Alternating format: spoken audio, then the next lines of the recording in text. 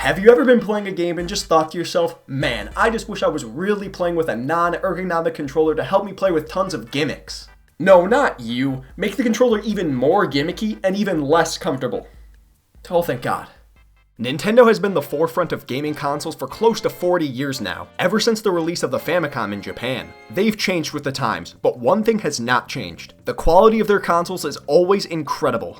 Almost always. Nintendo has released 7 main home consoles throughout their company's history, and they have all brought something new to the table. The Nintendo 64 introduced us to 3D, the Switch introduced us to a home console / handheld hybrid console, the GameCube introduced us to the greatest controller to ever exist, and the Wii U introduced us to depression. All of these consoles have changed the gaming industry in some way or another, but there is one console that reached a whole nother level. I was born in 1997, so I grew up playing the Nintendo 64 and GameCube for the most part. These were some of the most influential Nintendo consoles which really pushed the limits of how games were created at the time. The N64 gave us vast 3D worlds which changed how games were designed forever, while the GameCube finally gave us rounded edges. I think we all know which one is better. But even with all the new things these games brought to the table, they didn't really wow or shock me growing up. I was too young to experience the jump from NES to Super Nintendo and eventually to these two consoles. It just seemed like run-of-the-mill gaming to me, and I didn't really have a full appreciation for these systems. But I do remember when a console finally blew my mind. I remember getting it for Christmas with my brother, turning it on, going to the main menu and just thinking, holy shit!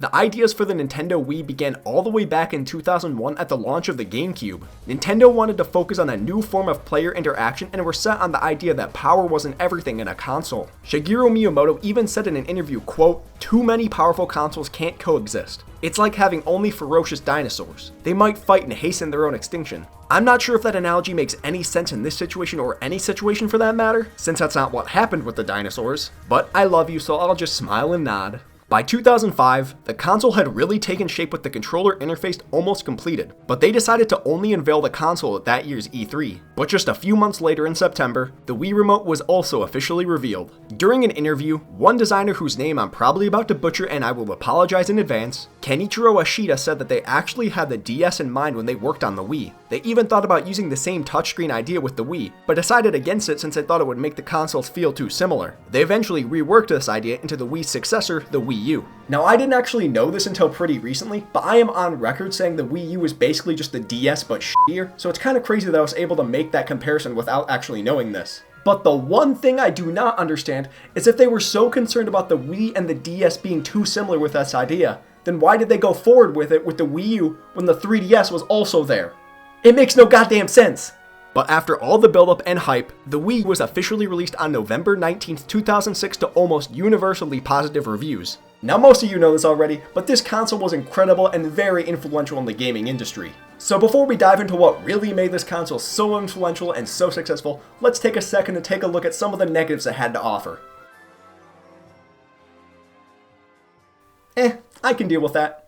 The majority of gaming consoles are marketed towards a specific demographic. Sony and Microsoft are known to be aimed at more hardcore gamers, while Nintendo has always been more kid-friendly and open to all demographics. Well, the Wii was maybe the first Nintendo console that was deliberately aimed at a specific group. The Wii was aimed at friends and families getting together to all play games together. Many parents and guardians don't like the idea of their children just staying inside and playing video games all day, which I do agree with for the most part. But if they were to play video games, why not play with them and get some exercise at the same time with some motion controls? The entire premise of the console was masterfully marketed to make you feel like anyone of any age could have fun just playing the Wii. Just get some friends together and have a blast. I know I did. And if you don't really understand how well this was thought out, just look at the name, the Wii, as in we, like a group of people you are with. The name is literally promoting camaraderie and group play. Just think about those all "we would like to play" commercials. It was sitting right in front of us from the beginning, and it took me like 8 years to realize it. I love the name for this console, and even though the development name Revolution would have been incredible, Wii fits the vibe of the system to a T. This is how you name a console with innovation and not just by trying to ride the coattails of your predecessor.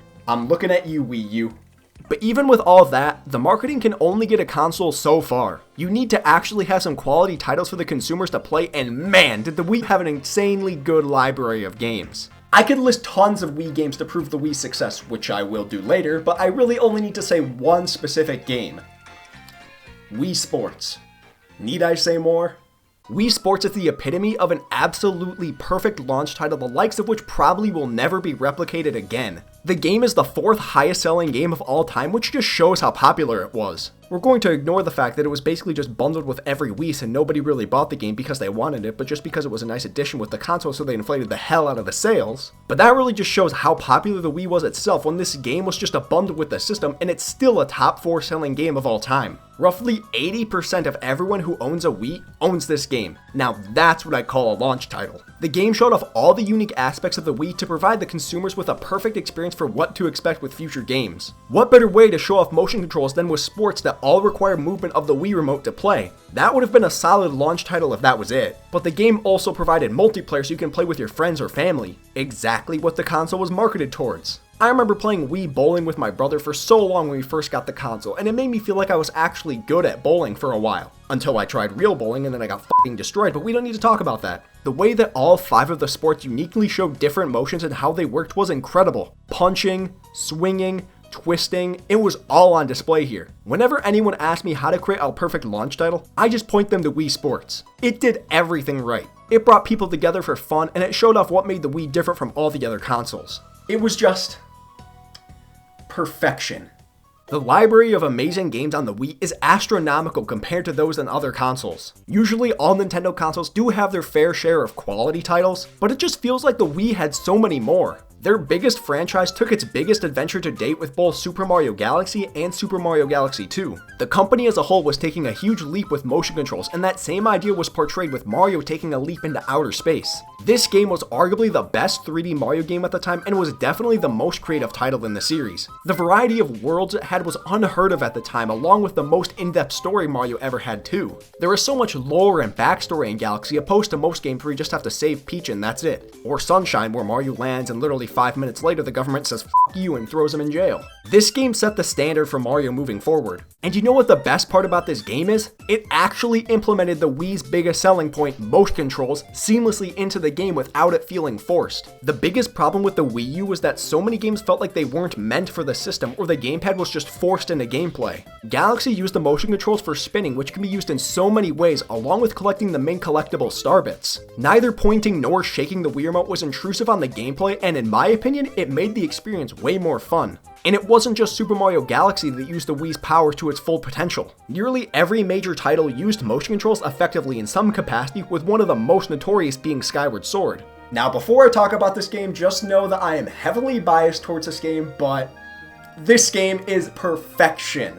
Playing 3D Zelda games was always fun, but there was one very apparent idea that could make the experience even better. Being able to play as if you were Link with a shield and sword in your hand was incredible, and although some people might complain about the controls, I've never had any problems with them, especially since you had to use the Wii Motion Plus. You know, that tiny block that made the Wii remote do what it actually was supposed to do in the first place. Plus, this game was just beautiful with the best story in any Zelda game ever. You can complain about the game being too linear, but f you, so is Ocarina of Time unless you're speedrunning it, which I'm willing to bet 95% of the people watching this do not do, so that is not a valid argument. And that's not the last way they showed off the motion controls either. Mario Kart Wii was the first in the series to be controlled using only motion controls as a wheel. I think I can speak for all of us when I say who wouldn't want to play this game with motion controls?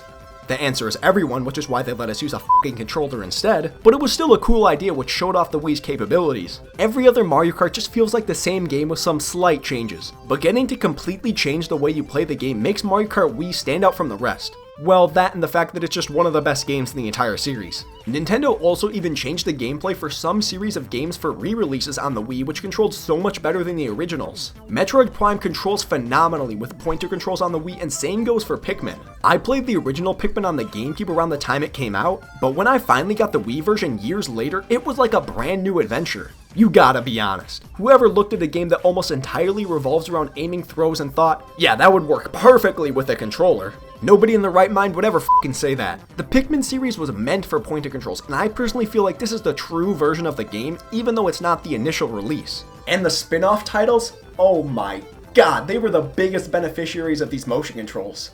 Did you want a first-person shooter in the Zelda world? No, that makes no goddamn sense. Well, f you, you're getting it anyway. The Wii Remote and motion controls was the best way to market and develop games that otherwise wouldn't get nearly as much traction on another console. And I think the absolute peak of these gimmicky games was Mario and Sonic at the Olympic Games. Look at this and tell me, if it was on the GameCube with a regular controller, would it have sold nearly as well? The game probably would have turned into tons of button mashing and control stick spinning, and we don't need that. We have Mario Party 1 if we want to tear holes in our hands. This was the closest many people will ever get to participating in events like this. I mean, I don't know about you, but I don't know many people who would go skydiving with no parachutes while simultaneously try to attack other people and avoid obstacles. I mean, not none, just not many. And this game can even get you a pretty good workout. I like to think I'm in pretty good shape, and even I was getting tired swinging my arms like a madman. And even with all the positive things I've already said, those aren't even the best things of the system.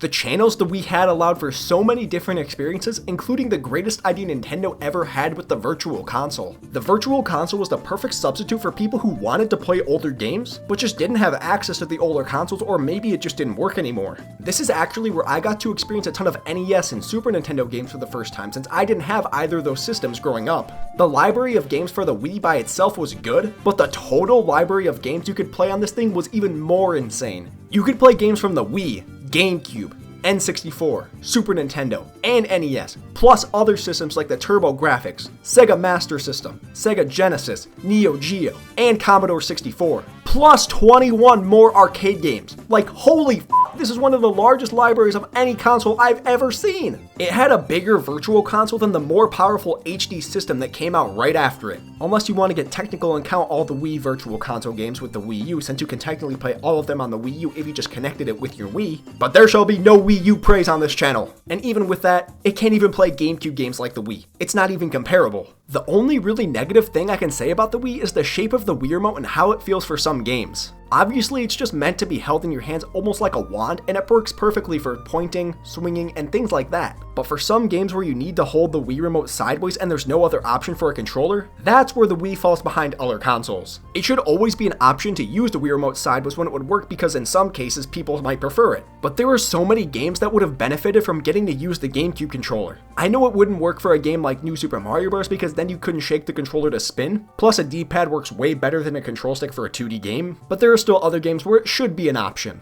I know I've continuously said that what makes the Wii great is that it implemented motion controls, so why would I want them to use a GameCube controller? First off, have you seen a GameCube controller? It's like crack for your hands.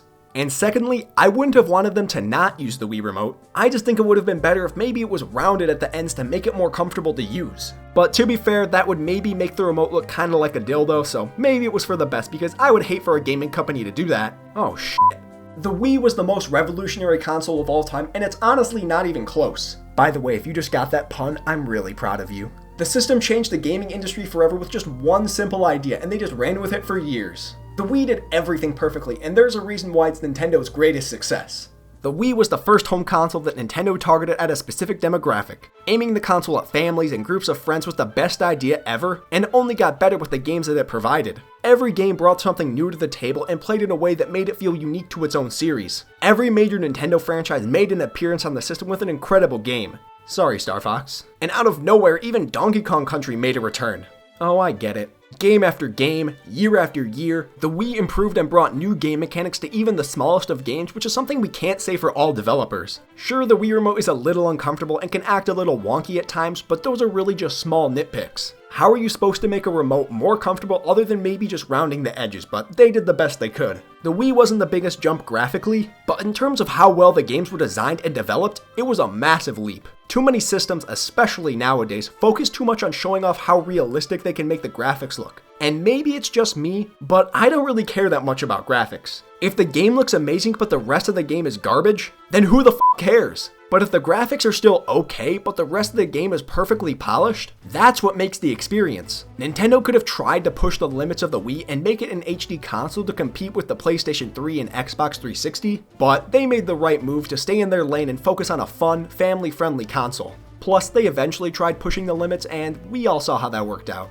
The Wii will never be known as the most powerful console, or maybe even the best console to ever exist. But what can't be denied is that it is the most influential console of the 21st century and maybe of all time. It paved the way for motion controls and helped shape Nintendo to where they are today. Even with the little dip that Nintendo took with the Wii U, I'm just so happy they're back on top with the Nintendo Switch because I honestly miss the days where Nintendo was the cream of the crop in the gaming industry. I love my Switch, but I'll always just have a certain fondness for the Wii. It's just too bad the Wii is finally dead, but I guess all good things must come to an end, right? Just kidding! Just Dance 2020 is coming to the Wii and not the Wii U. It's officially outlived its successor. Woo! The Wii shall never die!